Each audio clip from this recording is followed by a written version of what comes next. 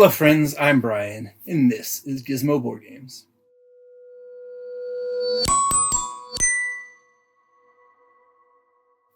And it is that time of the year where everybody and their mother does a look ahead at their most anticipated of 2026. So in an effort to be different, I'm going to do the exact same thing, but without having watched the other videos. So I'm literally going blind. I just went into Board Game Geek and browsed the 2026 for a while and looked at things that appeared interesting on the surface or I'd heard about from hearsay of upcoming. Maybe some of these are even on my list because I already have them on the way. So we'll just talk about the top 10 games that I'm most anticipating out of 2026 based on absolutely nothing other than browsing around Board Game Geek and clicking on a few and reading some things. So obviously, I'm going to miss some things. Maybe I've pulled up things you haven't heard of at all. And so I can point you in their direction because everybody else is talking about the same 10 games and maybe 5 of them I don't even know about yet because I'm not in that loop. I am just a little old me with my 400 subs, not getting any endorsements and invites and not really in the know. I just poke around and do my own thing, and I'm happy with that. And obviously, if you're subscribed, you're happy with that. And if you're not subscribed, but you're happy with that, subscribe now. That's your chance. That's your warning. That's your one until I do it again at the end. Anyway, before we get into the top 10 games I am most anticipating here in 2026, let's go ahead and look back at what I talked about last year. I want to say at this time, but I think I did this video in March last year. But anyway, the top 10 that I most anticipated last year were the Cats of Mont Saint Michel. I still don't know much about it. I think it's a solo player play with cats on Mont Saint Michel. As I mentioned last year, I've actually been to Mont Saint Michel, the island that is a whole city, basically, with a big castle on top in France. And that's what piqued my interest about this game. It looks like it hasn't come out yet when I was poking around. It looks like it's now anticipated to come out this year. But we'll see if it's actually on this list. It's not. It's just one of those whatever games look neat at the time. It still looks neat. I might look into it more once it gets closer to being a reality. Just don't know much about it and kind of moved on from it since it hit my just on the list last year. Quayside, I didn't look into this one again before this video. Might have released. I don't know much about it either. I do like Keyflower, so I think it's in that series, and I'll probably be interested. Kind of just left my radar, and I didn't put it back on the list or it released. Didn't look into it again. Number 8, LAIRS from Kids Table Board Gaming. I like their products, at least the ones I've played. And this one's a little dungeony. I might talk about it again later, so I'll move on. 7, Chichen Itza is in the Stefan Seld Cities collection game. It is on its way. Soon-ish, I believe, although it's shipping a lot sooner to Europe than America. So some people might get it sooner than me. It's game number 9 or 10, and I own the first 8. I did not back 11 and 12. I've kind of got to the point where I'm not playing them that much anyway, and now the ones that don't have a solo mode, I'm not playing at all. And 2 most recent ones don't address a solo mode, not to mention the price tag of these games is a bit high. So, Chichen Itza on my list on the way from last year. Haven't got to it yet. Scarebray is a Garfield games I was interested in. A little resource manager type game. I'm still interested in it. It's released. People are playing it. Not me. I didn't back it, and I'll play it. I don't know that I need to go hunting for it just yet. It kind of came and went. I don't hear much chat about it these days. And number 5, Baghdad City of Peace is on its way. I actually got my shipping notification yesterday. So this one will be on my shelves soon. Looking forward to it. Legendary Game of Thrones. I've sought it out. I believe it's been released recently. It was supposed to be released like in the middle of summer, and it got pushed and pushed and pushed. I thought I saw it was released in November, but I don't want to go looking online for it and trying to... A, I don't need to spend the money on it. And B, I want to support local. So it's one of those games I'm still keeping an eye out for, trying to buy local to support. It's just one of those games. There are some games I will buy immediately whenever I see it. This is a game I'm interested in. I like the legendary games. I like Game of Thrones, so I want it, but I don't need it to the point where I'm just absolutely seeking out like I have done other games in the past. I'm just kind of keeping an eye out for it to show up. Number 3, Raas, The Dance of Love. This one I backed finally. It finally hit crowdfunding. I don't remember which one at this point. Backed it. Looking forward to receiving that later in the year as well. Millennia Tracks of Times. I played, I talked about in one of my recent New to Me Games videos, and perhaps in my favorite New to Me games from last year video when I did that top 20 list. So check those out if you want to know my thoughts once I played that one. And finally, my number 1 was Clans of Caledonia, the Industria specific expansion, the only expansion I had on the list. And this year I didn't put any expansions on. I thought about it, but I wanted to keep it expansion free. And then I looked back at last year. I was like, I didn't have that thought last year, apparently. But I really like Clans of Caledonia. I was excited for this expansion. It's got solo mode in it. It's got extra content and side content. So it's a kind of a good mixed bag of expansion stuff. They made a box that actually fits the game now. I had a custom print 3D storage solution for my original version, so I didn't have that problem, but I definitely would have had a problem sticking all this new stuff in the box. But the new box, big, comes with its own storage solution, so I appreciate that.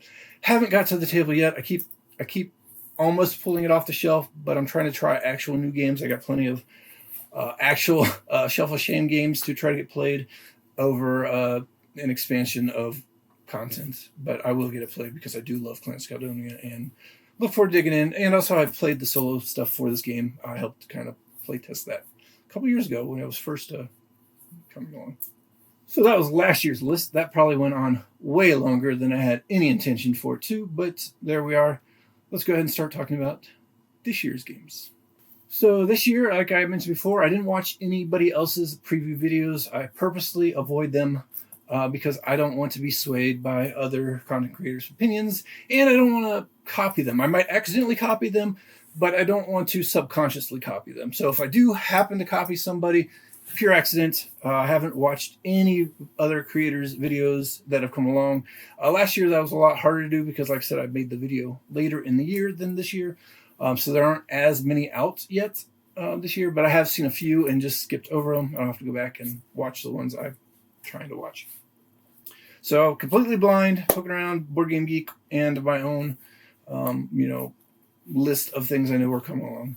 And we'll start with number 10. This one just jumped out at me because it's Surplus of Sloths. And I enjoy sloths. I can't say like they're my favorite animal. If you know me, you know like gorilla. You got one like over my shoulder. Gorillas are my favorite animal. Apes in general, I really enjoy apes. Bald eagles are favorites of mine. Sloths, I think they're neat. So anytime I see sloths, just kind of as a theme, it makes me chuckle. Fast sloths I have, not a favorite of mine, but it's a keeper because it's hard to get here in the States. And I got that when I was in Germany. So I've got it. I play it a couple times. It's fun. Surplus of Sloths is like card drafting from the looks of it kind of game. So probably not the most exciting game, but I don't know. It just jumped out at me. And that's why it's my number 10. Number 10 just seems to be the oddball. That looked interesting. Number 9, Airport Empire sounded interesting for someone who likes aviation in hobby-ish. Like I'm not in the hobby. I like aviation. I like planes and things like that. Airport Empire looked like a neat little build up your airport and make it from a small little regional thing to a big international airport. I don't know a lot about it. Looking at pictures, it looks kind of simple, but we'll see what happens once it starts coming up. Number 8, Football U. This is by the guys who did Flipbat, I think is what it's called when I was looking at it, to see if they had put out similar-ish games. But this one's like a college football dynasty builder game. And I know there are other dynasty-style games, but it doesn't appear these publisher is involved in any other ones. But I like college football, so I'd want to check this one out once there's more information about it to check out to see if I really am interested in it or not. Number 7 was the first one I kind of crossed. It's Tameri, I think is what it's called. The cover looked neat. It looked like a neat worth looking into game. I looked into it. It looks like a Tableau resource manager builder game, and this one's got like you're on the Nile, and you're using somehow marbles come into play to determine like how good your harvest is, or something like that. From what I was reading, it looked really neat. So I'm interested in learning more about Tameri. Number 6, Misfit Heroes is one I had coverage on last year prior to the Kickstarter, and it should be coming soon to people who backed it. I didn't back it. I provided content for it. So supposedly I'm going to get a copy. I didn't get a preview copy of it, but because I provided content, I'm supposed to, I guess, get a copy after release. So we'll see if that happens. And if it doesn't, it's one I will still go looking for. It just looks like a neat little Tableau builder. And the cool thing about it is basically got the cards and then the sleeves, and the sleeves have like attributes on it. And so you can mix and match your heroes in between games. You're not doing it while you're playing. So it's going to probably be a little tedious to do that. But it still adds that intrigue of you can really change up your game from game to game just by swapping the cards and the sleeves out and making a completely different set of stats and heroes. So that's the thing that intrigued me most, to want to provide some coverage of it and try to get my hands on it. So we'll see what happens as that one releases as well. Number 5, I talked about earlier today. It's LAIRS from Kid Table Board Game. It's just a little dungeon builder, family style, and Kid Table Board Games. I like their product from what I've seen of it. Haven't played a lot of their games. I have played Creature Comforts, one of our favorites. If I were to ask my daughter to put a favorites list, and she remembers that game because it's been a while since we've played together, even that could be one that might show up on her favorites list. But even when I've played it with adults and other gamers, it's got enough there to keep it intriguing. So playing a little bit of a cutesy dungeon builder, I'm really interested in checking out LAIRS, and I guess I got pushed a year. Number 4, it might still be on Kickstarter right now as you see this video, but it might not be. It is Spirited. It's from Garfield Games. I like a lot of the Garfield games. I can't say I like all of them, or I've been interested in all of them. Some of them intrigue me more than others. But Spirited is a Tableau builder where you're getting cards in your Tableau, but you don't want to bust for having too many of the same type. But you want to get enough of them so that way you can gain their favor. And they have different abilities, so you can mix and match the game. Just back this one. Looking forward to getting it. It's supposed to come later in the year. And Garfield's pretty on top of having things on time or even ahead of time. So number 3 has been on my list for 3 straight years now, and I swear this is the last time. It is Raas, Dance of Love. I played Viticulture World, which the designer of Raas co-designed. I really like that. Mahir Shah, I think he's done some good things of what I've seen. Good guy. I've definitely seen on Discord and from friends who know him and play with him. I've been excited for this game. It looks very interesting. It's got spinning dancers as kind of the mechanism.